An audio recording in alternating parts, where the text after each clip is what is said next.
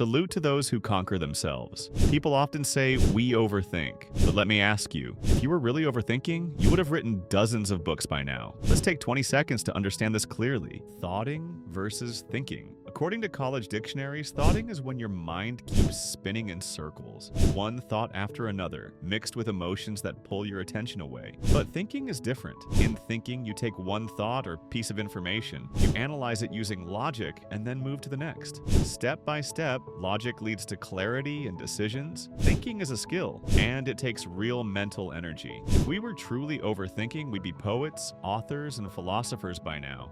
So what's the difference? Logic, clarity, analysis. A person who continuously improves, a clear thinker, never gets stuck in one loop. They move from problem to solution, and if a method doesn't work, they change it. A clear-minded student or leader grows stronger over time, but those who stay stuck in thoughting loops often turn negative. Why? Because negative thoughts, bad news, and fear grab our attention the most and stay in our memory the longest. That's why people who say they overthink often just spiral into negativity. Here's the truth you must understand. If you're not thinking to improve yourself, you're falling behind. The clearer your thinking becomes, the happier you'll be, and the better you'll handle decisions in both tough and normal times. Now, how do you know if your thinking is clear? The first rule of clear thinking is it can be spoken in an if-then format. A simple example, if I turn on the tap, water will come. That's clear thinking. You know exactly what action leads to what outcome. Clear thinking leads to clear action. If I wake up early, life gets better. That's not clear. What time? What to do after waking up? How exactly does it help? If it's vague, it leads nowhere. Clear action gives you clear feedback. You turn the tap, did the water come or not? You see the result directly. That feedback improves your understanding. If the tap didn't release water, you learn, not every tap has water at all times.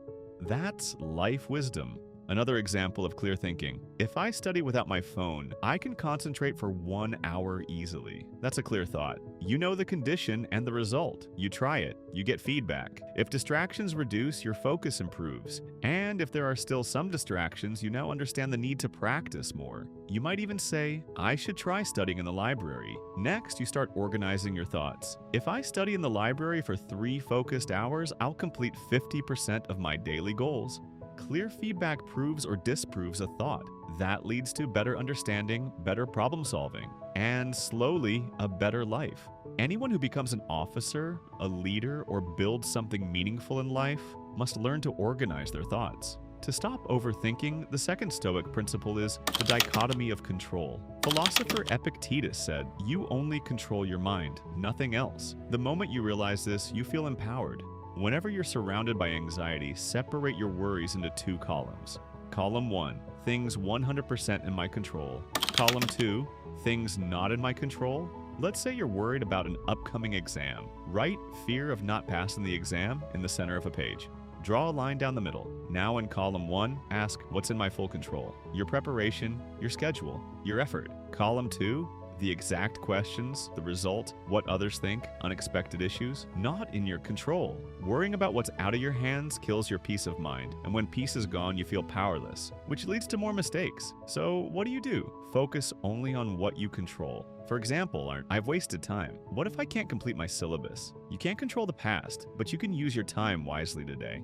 I want to feel confident in the exam. Confidence is not directly in your control, but preparation is. I want to write my paper calmly. You can't control noise in the exam hall, but you can practice mock tests and revision. Once you've made this list, fold the page and hide everything that's outside your control. Now focus only on what you can do.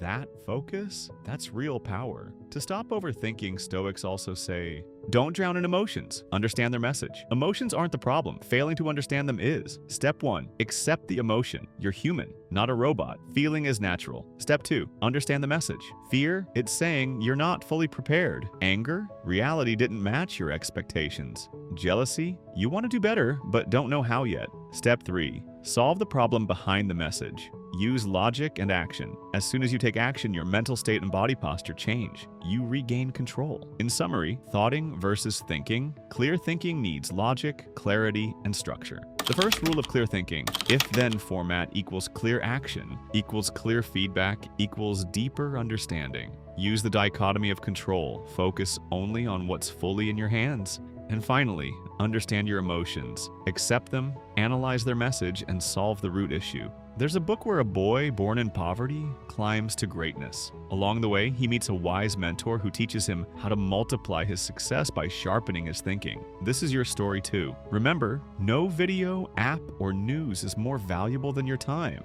I'll keep bringing stories that actually help. Courage, action, wisdom. We will win.